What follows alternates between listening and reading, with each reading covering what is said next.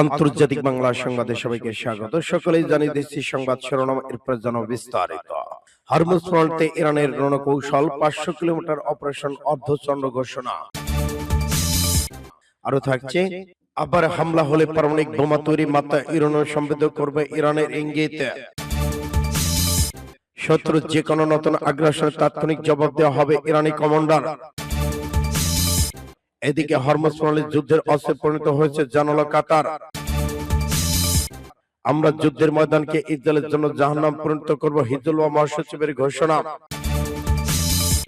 হুমকি দিয়ে প্রকৃত শান্তি প্রতিষ্ঠা করা সম্ভব না, ইরানের উপপরাষ্ট্রমন্ত্রী। এখানে কোনো ইসরায়েলি ঘাঁটি নেই, জানালো ইরাক। এবং সর্বশেষে জানিয়ে দেব চাঞ্চল্যকর তথ্য, হিজবুল্লাহ হামলায় পিছু হটলো ইসরায়েলি সেনাবাহিনী। এতক্ষণ শুনছিলেন সংবাদ শিরোনাম, এখন বিস্তারিত। তবে অনুরোধ থাকবে এই ভিডিওটিতে লাইক দিন এবং কমেন্টস করে জানিয়ে দিন আপনি কোন জেলা থেকে বা কোথা থেকে আমাদের সাথে যুক্ত রয়েছেন।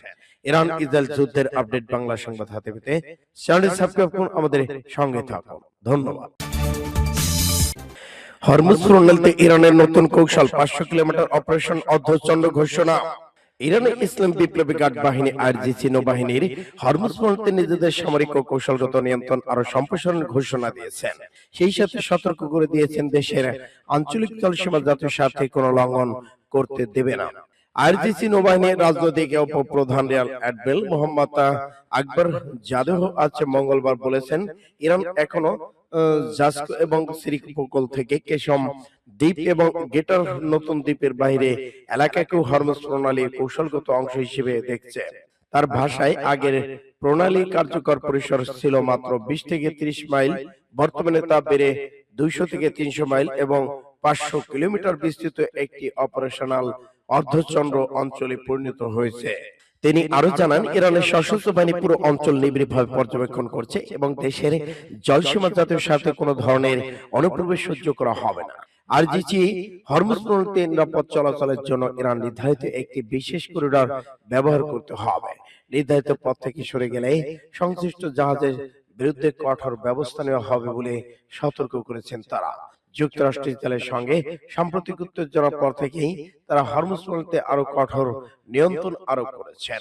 বেশি প্রায় 1/5 তেল, গ্যাস এবং প্রণালী দিয়ে প্রবাহিত হয়, ফলে এখানকার যে কোনো উত্তেজনা বৈশ্বিক জ্বালানি বাজারে বড় প্রভাব ফেলতে পারে। সাম্প্রতিক সময়ে মার্কিন যুদ্ধজাহাজ কৌশলগত এই জলপথের উপর ইরানের নিয়ন্ত্রণ ভাঙার মরিয়া প্রচেষ্টা ইরানের জলসীমার কাছে যাওয়ার চেষ্টা করলে ইরানের প্রত্যক্ষ গোলা বর্ষণে তারা প্রতিহত হয়েছেন। সূত্র ইন্ডিয়া টুডে। আবার হামলা হলে পারমাণবিক বোমা তৈরির মাত্রায় ইউরেনিয়াম সমৃদ্ধ করার ইঙ্গিত ইরানের। আবারও হামলা শিকার হলে ইরান তাদের পারমাণবিক কর্মসূচি আরো জোরদার করতে পারবে বলে সামাজিক যোগাযোগ মাধ্যম এক্সরে ইঙ্গিত দিয়েছেন দেশটির পার্লামেন্টে পররাষ্ট্রনীতির জাতীয় নিরাপত্তা কর্মসূচির মুখপাত্র ইব্রাহিম রিয়াজি। পোস্টে ইব্রাহিম রিয়াজি লিখেছেন, আবারও হামলা হলে ইরানের অন্যতম বিকল্প হতে পারে 90% পর্যন্ত এটি পারমাণবিক বোমা তৈরি উপযোগী মাত্রা ইউরেনিয়াম সমৃদ্ধকরণ। আমরা বিষয়টি পার্লামেন্টে পর্যালোচনা করব। ইরানি সমৃদ্ধ ইউরেনিয়াম রাশিয়ায় নিয়ে সংরক্ষণ করার প্রস্তাব দিলেন পুতিন। রিয়াজির এই মন্তব্যে ইরানের পারমাণবিক তৎপরতা জোরালো করার সম্ভাব্য ইঙ্গিত দেয়, যা এই অঞ্চল উত্তেজনা আরো বাড়িয়ে তুলতে পারে বলে মনে করা হচ্ছে। যুক্তরাষ্ট্র ইসরায়েলের সামরিক অবস্থান এবং ইরানের পারমাণবিক সক্ষমতা নিয়ে চলমান উদ্বেগের মধ্যে এই মন্তব্যটি এলো। আঞ্চলিক সংঘাতের ক্ষেত্রে ইরানের পারমাণবিক সক্ষমতার বিষয়টি বরাবরই বিরোধের অন্যতম প্রধান কেন্দ্রবিন্দু হিসেবে কাজ করছে। সূত্র ফাস্ট টুডে। শত্রুর যে কোনো নতুন আগ্রাসনের তাৎক্ষণিক জবাব দেওয়া হবে ইরানি কমান্ডার। ইরানের প্রতিরক্ষা মন্ত্রণালয়ের মুখপাত্র বলেছেন, শত্রুর পক্ষ থেকে যে কোনো ধরনের হুমকি, আগ্রাসন বা আগ্রাসনের জবাব অবিলম্বে কঠোর বা চূড়ান্ত প্রতিক্রিয়ার মাধ্যমে দেওয়া হবে। ফাস্ট টুডে প্রতিবেদনে ইরানের প্রতিরক্ষা মন্ত্রণালয়ের মুখপাত্র সরদার রেজা তালাইয়ানিকে মঙ্গলবার এই কথা বলে।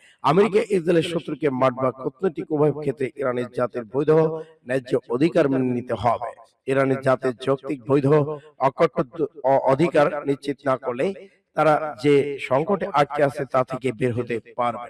তিনি আরো বলেন, ইরান যুদ্ধক্ষেত্র কূটনৈতিক বাধা এবং জনগণের সক্রিয় সমর্থনের মাধ্যমে তার উচ্চ সক্ষমতা প্রমাণ করেছে। শত্রু যদি কূটনৈতিক ক্ষেত্রে ইরানের জাতির ন্যায্য আকাট্য দাবিগুলো মেনে না নেয়, তবে তাদের সামরিক ক্ষেত্রে পুনরায় পরাজয়ের মুখোমুখি হওয়ার বিষয়টি বিবেচনা রাখতে হবে। তিনি জোর দিয়ে বলেছেন, শত্রুপক্ষ থেকে যে কোনো নতুন হুমকি, আক্রমণ, আগ্রাসনের জবাব অবশ্যই অবিলম্বে কঠোর, চূড়ান্ত এবং তাদের জন্য অনুশোচনাজনক প্রতিক্রিয়া সৃষ্টি করা হবে। ইরানের প্রতিক্রিয়া মন্ত্রণালয়ের মুখপাত্র আরো উল্লেখ করেছেন, সংঘর্ষ এলাকা থেকে মার্কিন নৌবাহিনী, জাহাজ ও নৌযান বরাবর পিছু হটা প্রমাণ করে ইসলাম বিপ্লবী গার্ড বাহিনী, সেনাবাহিনী শক্তি সংকল্প যে কোনো ধরনের আগ্রাসনের জবাব অনুশোচনামূলক প্রতিক্রিয়া দেওয়ার প্রস্তুতি রয়েছে। সূত্র ফাস্ট টুডে এসে। হরমুজ প্রণালী যুদ্ধের অস্ত্র হিসেবে পরিণত হয়েছে জানালো কাতার। কাতারের প্রধানমন্ত্রী শেখ মোহাম্মদ বিন আব্দুর রহমান বিন জাসিম আল থানি বলেছেন, মধ্যপ্রাচ্যে চলমান সংঘাতে হরমুজ প্রণালীতে কার্যত যুদ্ধের হাতিয়ার হিসেবে ব্যবহার করা হচ্ছে। মঙ্গলবার তুরস্কের পররাষ্ট্রমন্ত্রী হাকান ফিদানের সঙ্গে যৌথ সংবাদ সম্মেলনে এ মন্তব্য করেন তিনি। খবর আল জাজিরা। কাতারের প্রধানমন্ত্রী জানান, যুক্তরাষ্ট্র ইসরায়েলের সঙ্গে ইরানের চলমান সংঘাত এবং হরমুজ প্রণালীকে ঘিরে সৃষ্ট সংকট নিয়ে তিনি দুই দেশের মধ্যে বিস্তারিত আলোচনা হয়। তার ভাষ্য অনুযায়ী এই পরিস্থিতি সামুদ্রিক চলাচলের স্বাধীনতাকে সীমিত করেছে এবং এর নেতিবাচক প্রভাব বিশেষ করে উপসাগরের দেশগুলো অর্থনীতিতে পড়েছে। তিনি আরো বলেন, চলমান যুদ্ধের কারণে হরমুজ প্রণালী এখন একটি চাপ প্রয়োগের মাধ্যমে নতুন হয়ে উঠেছে। কাতারের দৃষ্টিতে এ ধরনের পরিস্থিতি পুরো অঞ্চল অস্থিতিশীলতার জন্য হুমকি তৈরি করেছেন। একই সঙ্গে ইরানের প্রতি সতর্কবার্তা দেন এবং কাতারের শীর্ষ কূটনৈতিক তিনি বলেন, তেহরান উচিত নয় নতুন হরমুজ প্রণালীকে উপসাগরীয় দেশগুলোর উপর চাপ সৃষ্টি বা ব্ল্যাকমেইল এর অস্ত্র হিসেবে ব্যবহার করা। সূত্র আল জাজিরা। যুদ্ধের ময়দানকে ইসরায়েলের জন্য জাহান্নাম পরিণত করব, হিজবুল্লাহ মহাসচিবের ঘোষণা। হিজবুল্লাহ মহাসচিব বলেছেন, লেবানন প্রতিরোধ যোদ্ধাদের অস্ত্র একটি অভ্যন্তরীণ বিষয়। তিনি জোর দিয়ে বলেন, প্রতিরোধ বাহিনী যুদ্ধক্ষেত্র ছেড়ে যাবে না এবং ইসরায়েলি শাসনের এটিকে জাহান্নামে পরিণত করা হবে। লেবানন হিজবুল্লাহ মহাসচিব শেখ নাইব কাসেম হিজবুল্লাহ ইসলাম প্রতিরোধ বিরোধী যোদ্ধাদের উদ্দেশ্যে এক বার্তা দিয়েছেন, আপনাদের ড্রোনগুলো দখলদার ইসরায়েল বিশ্বের সবচেয়ে কুচক্রী লোকদের আতঙ্কিত করে তুলেছে। যিনি জোর দিয়ে বলেন, প্রতিরোধ যোদ্ধাদের অস্ত্র লেবানন একটি অভ্যন্তরীণ বিষয়, এটি কোনো আলোচনার বিষয় হবে না। যোদ্ধাদের উদ্দেশ্যে তিনি বলেন, তোমরা মরবে না, হয় তোমরা ময়দানে থাকবে অথবা শহীদ হবে এবং তোমরা আল্লাহর কাছে জীবিত থাকবে। শেখ নাইম কাসেম আরো ভাষণে অন্য এক অংশে বলেন, আমরা মাথা নত করব না বা আত্মসমর্পণ করব না, আমরা লেবানন জনগণকে রক্ষা করে যাব। এতে যত সময় লাগুক এবং আমাদের যত ক্ষয়ক্ষতি হোক না কেন, এর মূল্য আত্মসমর্পণের চেয়ে কম। লেবানন হিজবুল্লাহ মহাসচিব জোর দিয়ে বলেছেন, আমরা ময়দান ছাড়ব না এবং শত্রু যে কোনো নরকে পরিণত করব, আগ্রাসনের জবাব দেব। সূত্র ফাস্ট টুডে এমআরএস। হুমকি দিয়ে প্রকৃত শান্তি প্রতিষ্ঠা করা সম্ভব নয়, ইরানের উপপরাষ্ট্রমন্ত্রী। হুমকি বা চাপের মাধ্যমে কখনোই প্রকৃত এবং স্থায়ী শান্তি প্রতিষ্ঠা করা সম্ভব নয় বলে মন্তব্য করেছেন ইরানের উপপরাষ্ট্রমন্ত্রী কাজেম। মঙ্গলবার সামাজিক যোগাযোগ মাধ্যমে একে পোস্টে তিনি মন্তব্য করেন, ইরানের পক্ষ থেকে পেশ করা শান্তি প্রস্তাবকে সমর্থন করে উপপরাষ্ট্রমন্ত্রী বলেন, এটি জাতিসংঘ সনদের সাথে সামঞ্জস্যপূর্ণ একটি টেকসই ব্যবস্থার ন্যূনতম প্রয়োজনীয়তা। যে পক্ষ যুদ্ধ, অবরোধ, নিষেধাজ্ঞা এবং হুমকির মাধ্যমে সরাসরি সংঘাতে জড়িত, তারা যদি ইরানের প্রস্তাবকে শুধুমাত্র আত্মসমর্পণের চিঠি নয় বলে প্রত্যাখ্যান করে, তাহলে বোঝা যায় তাদের আসল উদ্দেশ্য শান্তি নয়, বরং চাপ, হুমকির মাধ্যমে রাজনৈতিক ইচ্ছা চাপিয়ে দেওয়া। পোস্টে ইরানের স্পষ্ট দাবির কথা তুলে ধরে ঘারি আবাদি, যার মধ্যে রয়েছে যুদ্ধের স্থায়ী অবসান, ক্ষতিপূরণ এবং ইরানের বিরুদ্ধে দেওয়া অবৈধ নিষেধাজ্ঞা প্রত্যাহার। তিনি বলেন, একদিকে অবরোধ চালিয়ে গিয়ে অন্যদিকে যুদ্ধবিরতির কথা বলা যায় না, নিষেধাজ্ঞা বাড়ি কূটনৈতিক কথা বলা যায় না, আবার যে শাসনগ্রস্ত অঞ্চল জুড়ে অস্থিতিশীল আগ্রাসনের উৎস থাকে রাজনৈতিক সামরিক সমর্থন দিয়ে আঞ্চলিক স্থিতিশীলতার কথা বলা ভণ্ডামি। তার ভাষায় এটি কোনো প্রকৃত আলোচনা নয়, বরং কূটনৈতিক ভাষার আড়ালে জবরদস্তিমূলক নীতির ধারাবাহিকতা। সূত্র এনএ।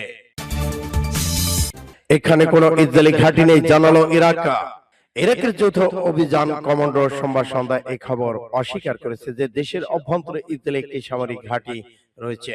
ফার্সি নিউজের বরাদ্দে স্পষ্ট জানিয়েছে, ইরাকের যৌথ অভিযান কমান্ডার এক বিবৃতিতে বলেছে, মার্চ মাসে কারবালা মরুভূমিতে আমাদের বাহিনী বিমানের সমর্থন নিয়ে অজ্ঞাত এবং অনুমোদিত গোষ্ঠীর সাথে সংঘর্ষে লিপ্ত হয়েছিল।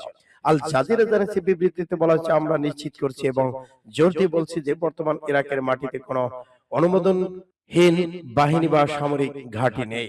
এর আগে ইরাকের সাবেক প্রধানমন্ত্রী কার্যালয়ে একজন ঊর্ধ্বতন কর্মকর্তা আল আরাবি আল আল জাদিদকে পবিত্রতাকে দেওয়া এক সাক্ষাৎকারে বলেছেন, প্রশ্নবিদ্ধ এবং সন্দেহজনক স্থানটি সৌদি সীমান্ত থেকে প্রায় ৮০ কিলোমিটার দূরে নাজাফ মরুভূমিতে অবস্থিত ছিল এবং ইরাকের বিরুদ্ধে যুদ্ধের সময় ইসরায়েলি অভিযানের জন্য একটি সহায়তা কেন্দ্র হিসেবে ব্যবহার করা হতো। সূত্র পাস টুডে MRH। হিজবুল্লাহর হামলায় পিছু হটল ইসরায়েলি সেনারা। তাইবে শহর এলাকায় একটি বাড়িতে অবস্থান ইসরায়েলি সেনার বাহিনীর উপর জোরালো হামলা চালিয়েছে হিজবুল্লাহ। এই হামলার মুখে ইসরায়েলি সেনারা ওই অবস্থান ছেড়ে পিছু হটতে বাধ্য হয়েছে বলে দাবি করেছে হিজবুল্লাহ। হিজবুল্লাহ দেওয়া এক বিবৃতিতে জানানো হয়, তাদের যোদ্ধারা ওই নির্দিষ্ট সামরিক অবস্থানে টানা ৩ বার আক্রমণ চালায় পরিস্থিতি নিয়ন্ত্রণে আনতে এবং আহত সেনাদের সরিয়ে নিতে শেষ পর্যন্ত একটি ইসরায়েলি হেলিকপ্টার ঘটনাস্থলে হস্তক্ষেপ করতে বাধ্য হয়েছে। তবে এই হামলা বা হতাহতের বিষয়ে ইসরায়েলি সামরিক বাহিনীর পক্ষ থেকে এখনো কোনো তাৎক্ষণিক মন্তব্য পাওয়া